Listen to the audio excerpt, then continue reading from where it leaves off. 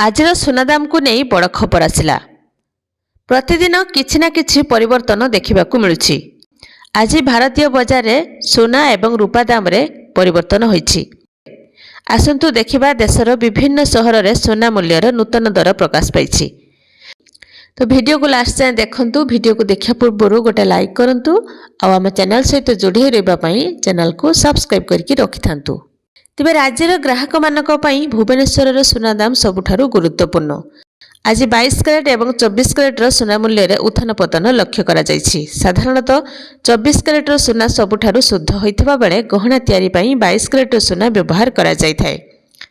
आज 24 कैरेट सुनार मूल्य 1,59,000 टଙ୍କା थिबा बेले 22 कैरेट सुनार मूल्य 10 ग्राम प्रति 1,84,000 टଙ୍କା रे पहुंचिछि। सेहिभଳି दिल्ली रे 24 कैरेट सुनार मूल्य 1,63,750 टଙ୍କା एवं 22 कैरेट सुनार मूल्य 1,47,900 टଙ୍କା रही। देशर आर्थिक राजधानी मुंबई रे मध्य सुना दाम रे परिवर्तन होइछि। आज 22 कैरेट सुनार मूल्य 10 ग्राम प्रति 1,47,900 टଙ୍କା थिबा बेले 24 कैरेट सुनार मूल्य 1,63,200 टଙ୍କା रे पहुंचिछि।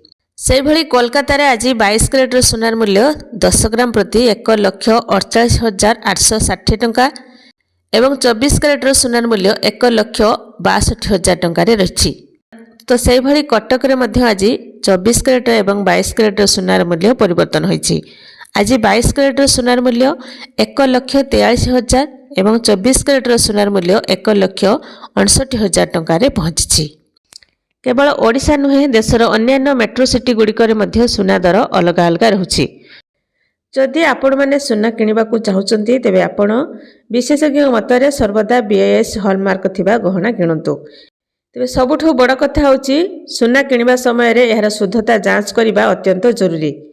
विशेषज्ञ मतरे सर्वदा बीआईएस हॉलमार्क रे थिबा सुना गहना किनंतु।